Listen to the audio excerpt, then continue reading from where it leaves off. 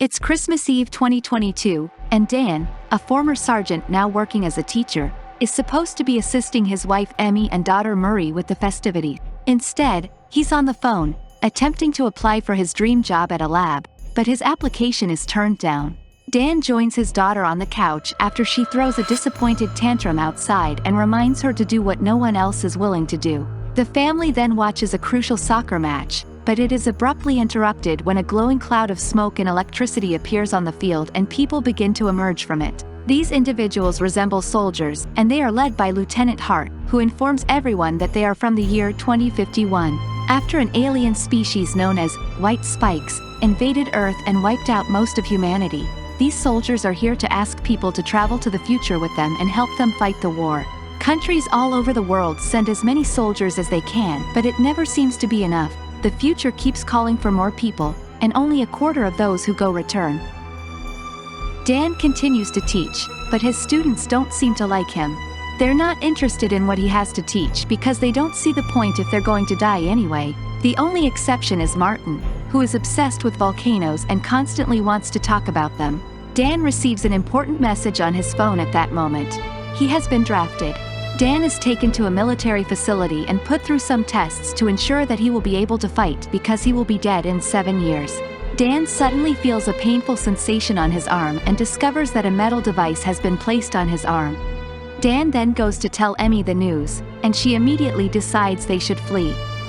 When Dan points out that he can't get rid of a government tracker, Emmy begs him to talk to his father, whom Dan hasn't seen since he was abandoned as a child. Dan, putting his pride aside for the sake of his family, goes to see his father James to ask for his assistance, but James believes Dan is a spy sent by the government, and an argument ensues. Dan is eventually forced to leave with the device still attached to his arm. He returns home to inform his family of the bad news, but he also promises to return. Dan goes to the training facility the next day, where he meets a scientist named Charlie and a fighter named Dorian, who is returning for his third draft. They are given basic training, including shooting and first aid, before being given a thorough explanation of how time travel technology works.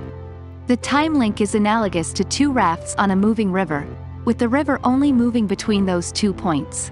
That's why they can only travel between 2022 and 2051. Those are the fixed points, and they can't pick anything before the war.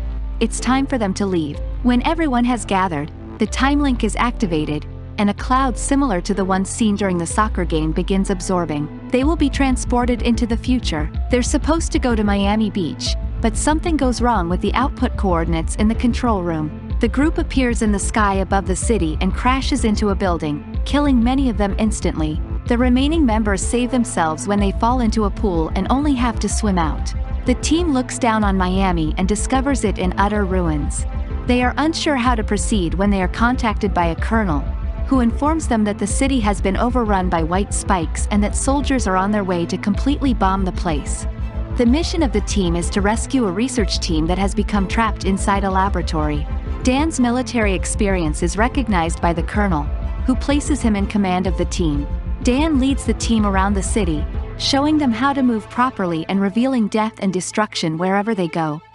The colonel orders them to retrieve all copies of the research and to hurry because if there are bodies in the area, the White Spikes will return and the jet fighters will be closer. The team rushes to pick up all the necessary items, then they start making their way downstairs as quietly as possible. However, one of the guys hears a noise and, upon looking up, they see what White Spikes look like. The alien fires a spike from its tentacles, killing one of the team members, and the team responds by opening fire. Their bullets don't seem to be able to penetrate the alien's thick skin, but they do appear to be able to slow them down as they run down the stairs and find an exit hallway. With a swarm of White Spikes on their tail, the team flees down the streets until they reach the tank that is on its way to rescue them. Unfortunately, the White Spikes arrive first and destroy the tank. Now the team has no choice but to fight the aliens while also looking for cover.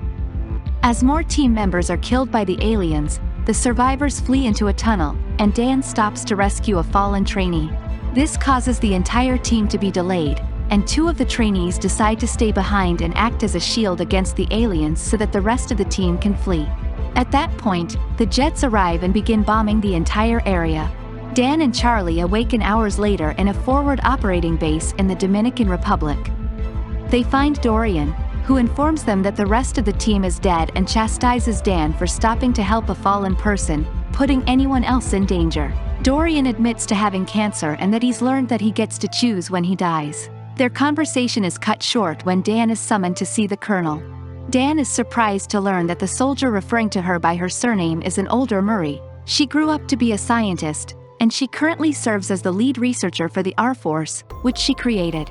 Murray explains that she didn't bring Dan to see her father because she needs his assistance with something. In fact, she acts cold and professional around him. Then she shows him a recording of a different-looking white spike. All of the aliens they fought in the city were men, but this one is a woman. She is more aggressive and much more uncommon. She also nests underground. The male white spikes will die to protect her because it appears that the only thing they care about is the survival of their species.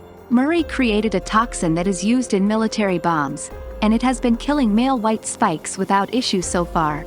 Murray requires Dan to join the extraction team and capture a female white spike for research. Hopefully, they will be able to create a more potent toxin that will eliminate the alien's primary source of reproduction. Murray tells Dan about what happened as the team prepares to depart in helicopters. They arrive at the nest moments later to find a swarm of soldiers attempting to entangle the female white spike. The alien is enraged and begins attacking the soldiers, killing a large number of them. Murray joins them and lands a clean shot on her neck, allowing the others to wrap more rope around her and prevent her from fleeing. When the female alien is apprehended, she cries out for help, and the area is soon overrun with aliens. While the female attempts to attack Murray, Dan descends and shoots as many aliens as he can before joining the others in the nest to assist in the rescue of his daughter. Dan and Murray dash to a jeep and begin firing at the aliens, allowing the helicopters to escape with the cage. They pull over to a beach to send an SOS flare, and Murray chastises Dan for acting rashly. Dan only wants to protect her, but Murray doesn't believe him and explains that he left the family when he was 12 because the depression of not being able to work on what he wanted hit him hard. Dan died in a car accident when she was 16, and Murray was in the hospital when he died. Murray is hurt, and Dan is speechless because he can't believe he's become like his father. Suddenly, he realizes he may understand James when he says the war has left him in a mental rut. The female white spike is transported to a fortified offshore oil platform, which houses the time machine. Every hour, she is chained and given a large amount of sedatives. Dan and Murray collaborate on analyzing the alien's DNA and determining how she prevents the toxin from killing her. It's a lot of work that takes them several days, but it also allows them to reconnect and chat in a more friendly manner while sharing meals. Dan tries to convince Murray that she needs to rest and that he should be given more responsibilities since he is supposed to be here to help. Murray seizes the opportunity to finally explain why she brought him here. Once she discovers a way to make a stronger toxin, he must return to the past to mass produce it and have it ready for when the aliens arrive. The machine finally finishes a toxin with a 100% match for a female white spike at that point, but it's also the moment the alien awakens and summons her protectors. As a swarm of male aliens approaches the platform, Dan believes they should kill the female to stop the attack, but Murray points out that they only have one sample of the toxin and that it could have helped more in the past. While the soldiers begin to defend the platform as best they can and many aliens crash into the labs, even though the two of them shoot a lot of aliens on the way, Murray is still hit by a spike. Dan tries to assist her in walking, but she is in too much pain, and the platform is about to collapse due to an alien crash. When an alien appears and drags Murray down with it, Dan jumps after her to save her. However, the time machine activates, and the time link transports Dan, Dorian, Charlie, and the others back in time. Fortunately, the toxin is safe in Dan's grasp, and the vial does not break. Charlie is fine, but he admits to hiding like a coward. Dan tells Hart that they need to mass-produce the toxin and send it to the future to kill all the aliens, but Hart has bad news. The time machine is no longer working, most likely because the aliens on the oil platform destroyed the other end. When Emmy checks on him, Dan tells her what happened with the older Murray, and he's still determined to find a solution. Emmy assists him in seeing the facts. They know the aliens attack Russia in 2048, but no one sees the ships arrive. Maybe that's the year they start moving, but they arrive earlier, and no one notices because they're in the middle of nowhere in Russia. As a result, they must begin looking ahead years. Dan jumps right into action the next day. He goes to see Dorian and convinces him that this isn't the end, and then they take Dorian's trophy claw to Charlie's lab. Charlie confirms the presence of sediment on the claw that appears to be volcanic ash from either China or Korea. They don't understand how Asian ash got to Russia, so they need to consult a volcano expert. Dan then visits his student Martin, who explains that thousands of years ago, there was a massive volcanic eruption in Asia, and if the ash was blown by the wind, it could have gotten caught in Russian waters, eventually freezing. This implies that the creatures have always existed on Earth, frozen beneath hundreds of layers of ice, which is why they never saw the ships arrive. They present their theory to the government, but because they lack proof, they are not given the resources to locate the alien nest. They must do this illegally, and Dan knows exactly who to contact: his father James, who has been living off the grid for years and has his own plane. Dan also contacts Hart, who previously worked with Murray and is eager to complete her beloved leader's mission. Hart brings a few soldiers, as well as plenty of weapons and toxin copies. The team travels to Russia, and Charlie promises not to hide this time. When they arrive at the Academy of Sciences glacier, they start looking around for any unusual activity. They come to a halt when they realize their machines are going insane due to a strange magnetic field surrounding them. The team uses a large amount of explosives to open a hole in the ground and enter an ancient cavern, where they eventually find the frozen spaceship. Dan points out that entering the ship is extremely dangerous, and that they could go tell the government that they've discovered proof, but everyone agrees that the government has been useless, and it's up to them to make things right.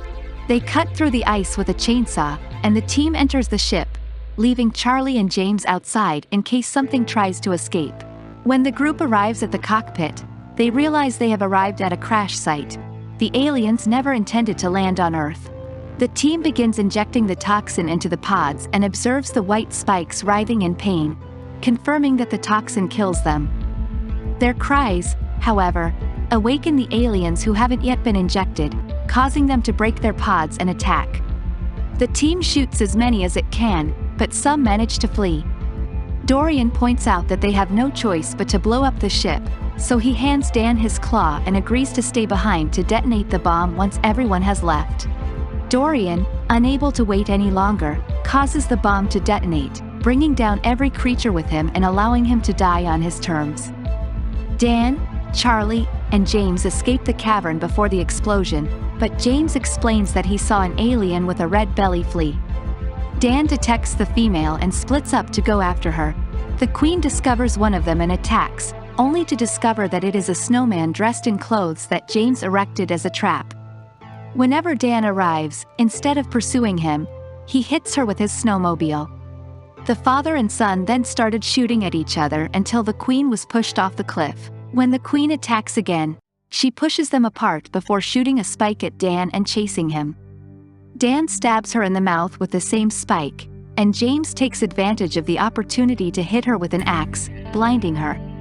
Dan seizes the opportunity to inject the toxin into the queen's leg as she thrashes around in desperation. When the queen tries to pursue Dan, he prepares a grenade to bring her down with him.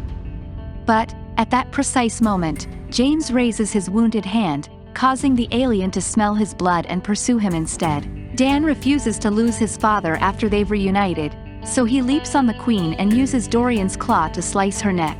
The queen is killed when she collides with a large rock.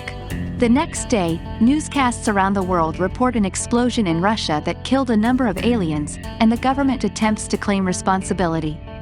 Dan returns home and reunites with his family, allowing James to meet his granddaughter for the first time.